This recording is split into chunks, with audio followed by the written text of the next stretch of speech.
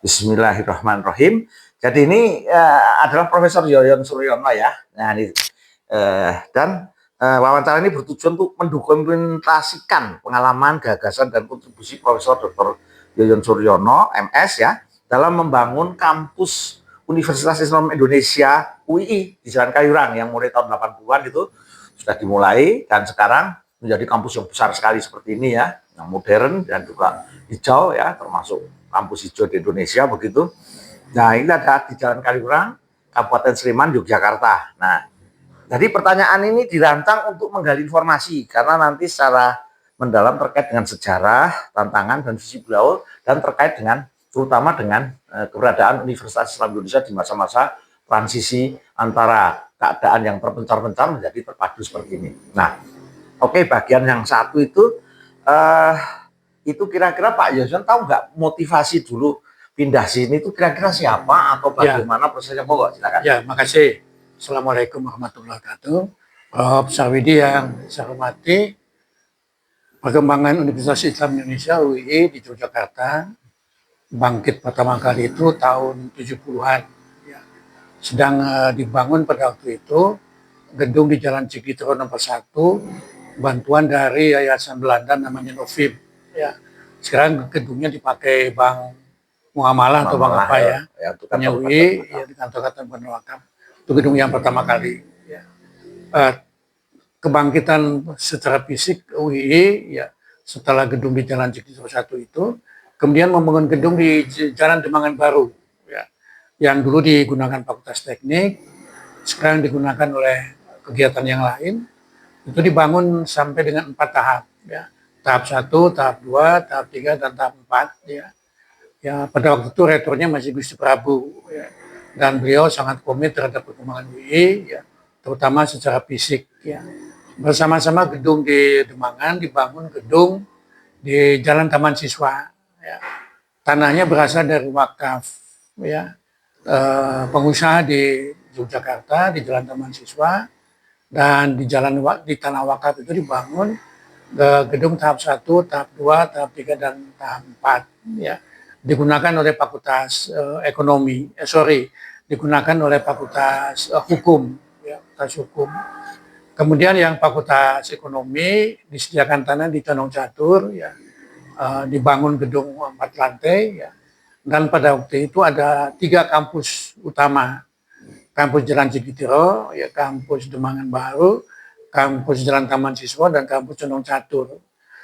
Lanjutannya dibangun gedung di belakang kampus Cikitiro, ada auditorium, ada lain-lain dan lain-lain. Nah, terpikirkan bahwa dengan terpencar-pencar itu tidak efisien, ya. Maka muncul pemikiran adanya kampus terpadu, ya.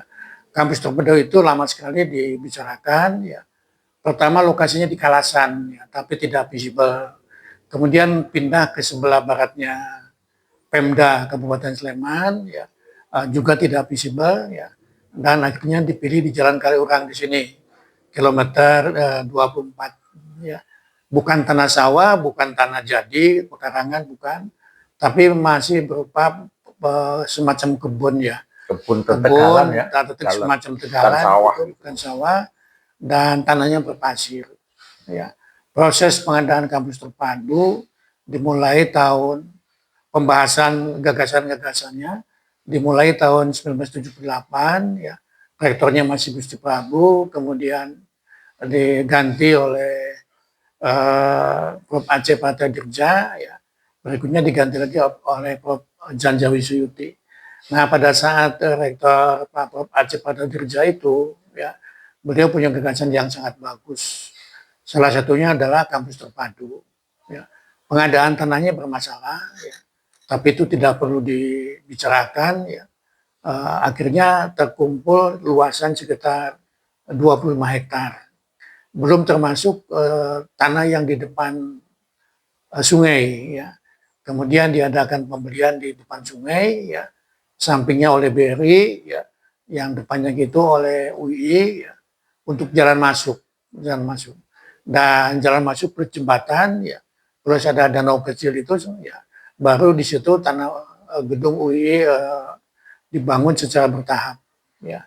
Tahap pertama bantuan dari IDB, Islamic Development Bank, ya, dapat pinjaman bukan bantuan, ya.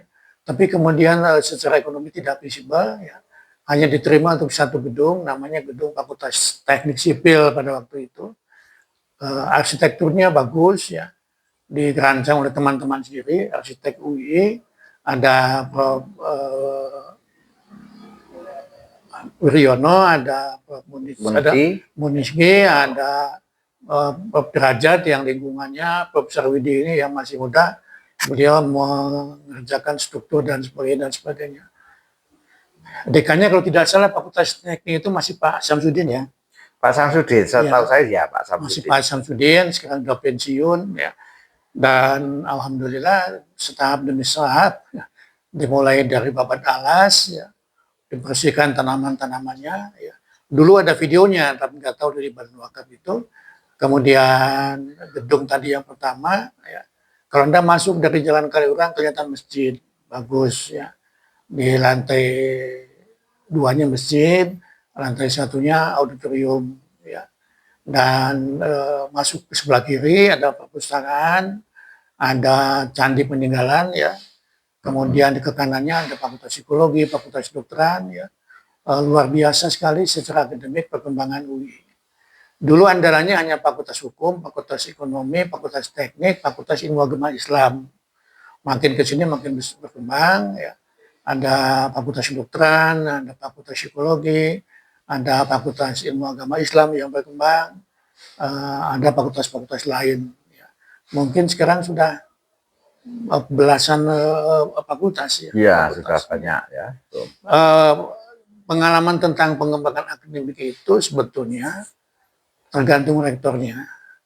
Rektornya yang muda, yang pikirannya luas, wawasannya terbuka, dia punya gagasan-gagasan bagus.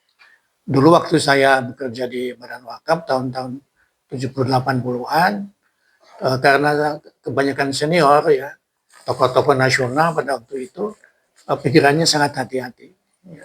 Sehingga ke kampus terpadu itu baru sekitar 78, 79, pengadaan tanahnya tahun 80, ya, alhamdulillah. Dan itu berkat satu pengabdian totalitas Gusti Prabowo sebagai rektor, ya. Kedua, Prof. Aceh Patadirja, ya, dosen ekonomi Gajah Mada, ya, diminta menjadi rektor UI, dilanjutkan oleh Prof. Janjawi Suyuti. Ya. Prof. Sarwidi ini salah satu hasil Prof. Aceh Patadirja pada waktu itu jadi rektor. Kebijakan beliau yang pada waktu itu ditentang. Saya memahami itu ditentang, karena 50% anggaran belanja UI pada waktu itu digunakan untuk membiayai sekolah, ya.